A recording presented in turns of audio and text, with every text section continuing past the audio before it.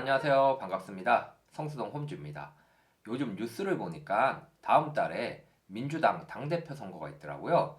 그런데 후보분들 공약 중에 부동산 이야기가 나오길래 오늘은 그 이야기를 좀 해볼까 합니다.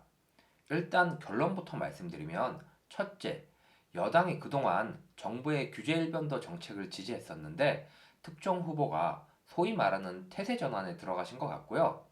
두 번째는 웬만하면 좀 가만히 계시지 이런저런 이야기를 하셔서 왜 정책 담당 공무원들이나 국민들을 헷갈리게 하시나 했습니다. 특히 저는 송영길 의원의 생애 최초 무주택 분양자 LTV DTI를 90%까지 풀자는 기사를 봤을 때 좀 짜증이 확 몰려왔고요.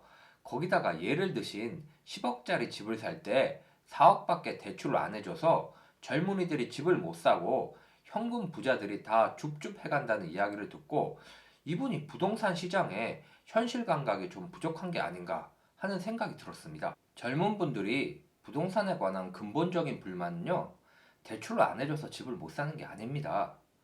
젊은 층이 연끌을 해서라도 집을 사는 이유는요, 첫째는 집값이 너무 올라서 이대로는 영영 내 집 마련이 불가능할 것 같아서고요. 두 번째는 최근에 전월세 가격이 너무 급등하다 보니까 본인의 주거 환경이 너무 열악하고 불안해지고요. 집 살 생각이 없던 분들도 2년마다 이사 다니는 것에 지쳐서 집을 사는 겁니다. 그렇기 때문에 지금 필요한 것은요. 당장은 아니더라도 앞으로 정부가 확실한 방법으로 집값을 안정시키거나 민간이든 공공이든 임대주택을 확대 공급해서 전월세 시장을 안정시킬 거라는 강력한 시그널을 줘가지고요. 불안해하지 않고 기다릴 수 있게끔 하는 겁니다. 만약에 그분 말씀처럼 10억 집에 9억 대출해준다고 합시다. 금리 3%에 30년 원리금 분할 상환하면요. 한 달 상환금이 거의 380만 원입니다. 여러분 월급 타서 매달 이 돈 내고 생활 가능하세요? 그리고 요즘 언론이나 많은 소위 전문가라고 하시는 분들도 태세 전환에 들어가서 슬슬 하락을 이야기하기 시작합니다. 금리나 앞으로의 시장 상황도 만만치 않습니다. 저도 현장에서 보면요. 다주택자 분들은 오를 만큼 올랐고 앞으로 보유세, 양도세 부담으로 매도 타이밍을 고민하고 계시고요. 주택 임대 사업자로 등록된 아파트를 보유하고 계신 분들은 자동 말소 후에 매도를 해야 하는데 물량이 동시에 쏟아져 가격이 하락되면 어쩌나 그런 걱정들을 하시는 분도 꽤 계십니다. 이렇게 앞으로의 시장 상황이 녹록치 않은데 젊은 층에게 왕창 대출해주고 집 사라고 했다가 집값 빠지면 어떻게 될까요? 20, 30대 분들은 잘 모르시겠지만 예전에 하우스포라는 말이 굉장히 유행한 적이 있습니다. 2007년도 부동산 시장이 지금하고 많이 흡사했습니다. 집값 광풍이 불었고요.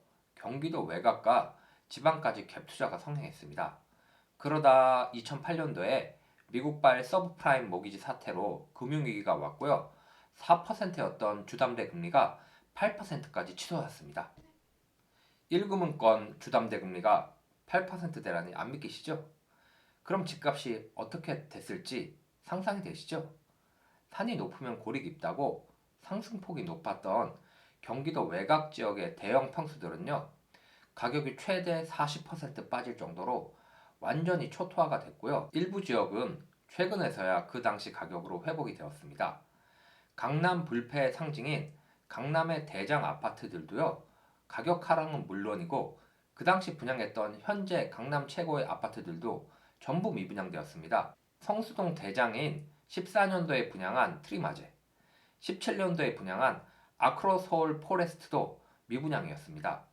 물론 지금은 분양가의 2배 가격에 거래되고 있습니다. 그런데 07년도에 상투에서 영끌로 집 사신 분들은 어떻게 되셨을까요? 정말 많은 분들이 피눈물을 흘리셨습니다. 이자가 부담돼서 호가를 계속 낮춰서 집을 내놔도 매매 자체가 안 됐고요. 심한 경우는 집값이 너무 떨어져서 은행에서 대출 금액 중에 일부를 중도 상환 요청하는 경우까지 생겼습니다. 경매로 넘어가거나 깡통 전세로 인한 세입자 피해도 굉장히 많았습니다. 현 정부도 그 당시 학습 효과가 있어서 집값을 잡아야 하지만 급격한 하락도 굉장히 겁내고 있을 겁니다.